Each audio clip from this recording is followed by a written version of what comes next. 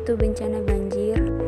Banjir merupakan peristiwa ketika air menggenangi suatu wilayah yang biasanya tidak digenangi air dalam jangka waktu tertentu.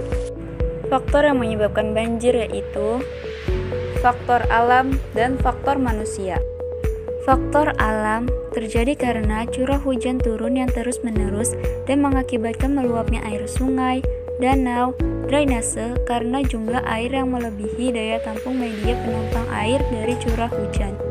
Faktor manusia terjadi karena berkurangnya kawasan resapan air karena alih fungsi lahan, penggundulan hutan yang meningkatkan erosi dan mendangkalkan sungai, serta membuang sampah di sungai dan mendirikan hunian di bantaran sungai. Lalu, bagaimana kesiapsiagaan kita dalam menghadapi bencana banjir? Terdapat 3 hal yang dapat dilakukan. Yang pertama, prabencana.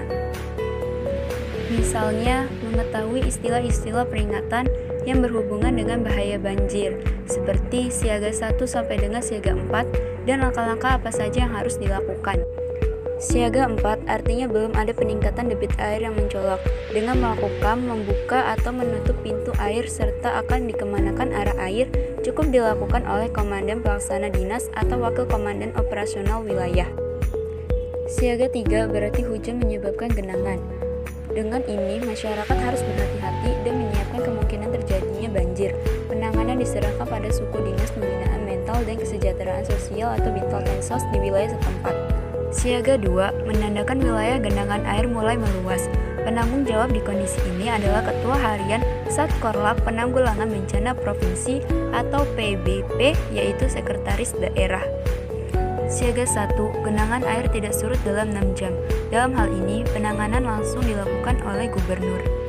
Selain mengetahui istilah-istilah peringatan, kita juga harus membuat persiapan untuk hidup mandiri selama sekurangnya 3 hari. Misalnya persiapan tas siaga bencana, penyediaan makanan dan air minum.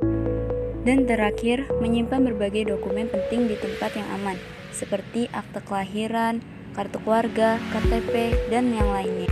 Yang kedua, saat bencana. Simaklah informasi dari berbagai media mengenai informasi banjir untuk meningkatkan kesiapsiagaan, seperti melalui handphone, koran, ataupun televisi. Apabila terjadi banjir, segeralah evakuasi ke tempat yang lebih tinggi. Sebelum melakukan evakuasi, matikan semua jaringan listrik yang ada di rumah. Dan yang ketiga, pasca bencana. Kembali ke rumah sesuai dengan perintah dari pihak yang berwenang. Hati-hati saat memasuki rumah karena ancaman kerusakan yang tidak terlihat seperti pada fondasi. Dan yang terakhir, bersihkan tempat tinggal dan lingkungan rumah dari sisa-sisa kotoran setelah banjir terjadi. Sekian video mitigasi yang dapat saya sampaikan. Selalu waspada karena bencana datang kapan saja. Terima kasih.